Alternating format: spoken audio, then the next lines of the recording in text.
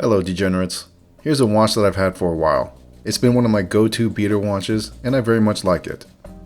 This one is the Garrison, although I've seen different models sharing the same name, so to be specific, this one is reference number AW0050-82E.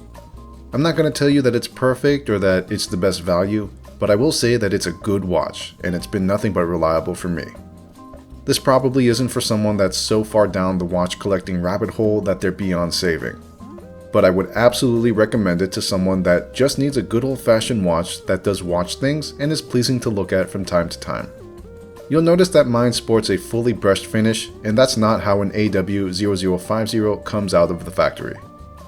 These will come with a mirror polish finish, which I absolutely cannot stand, so I took a gray Scotch-Brite pad and brushed it myself. Aside from that quickly fixable gripe, like I said, overall it's a good watch. This kind of watch is where I think Citizen shines. It looks professional, respectable, and simple without being overly plain or boring. The kind of watch that looks good enough to enjoy looking at, but still rugged enough to not give a shit about.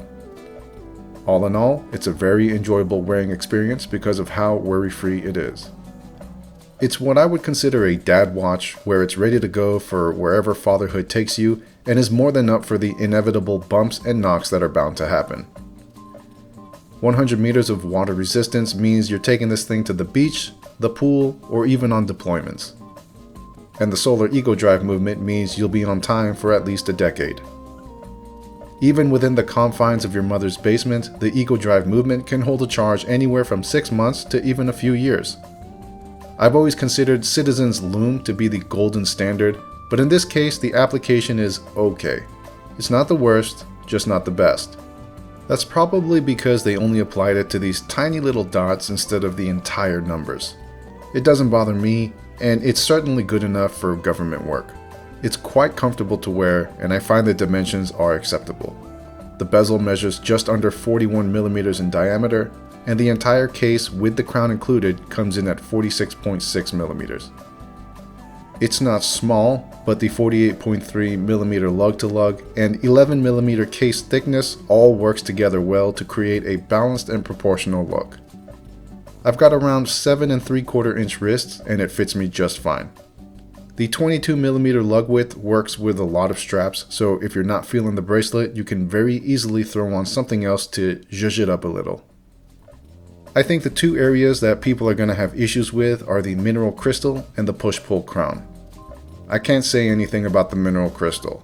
In this day and age, there's really no reason to not have sapphire.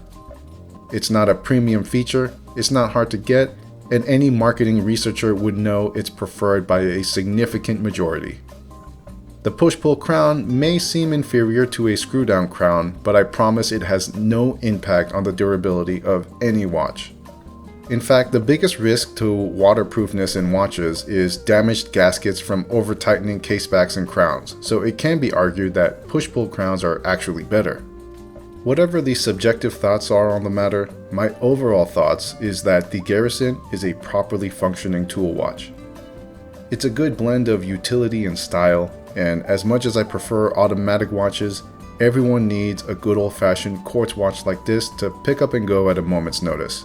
And this is one of those watches for me. But that's all I got for now. Stay classy. I sure as hell won't.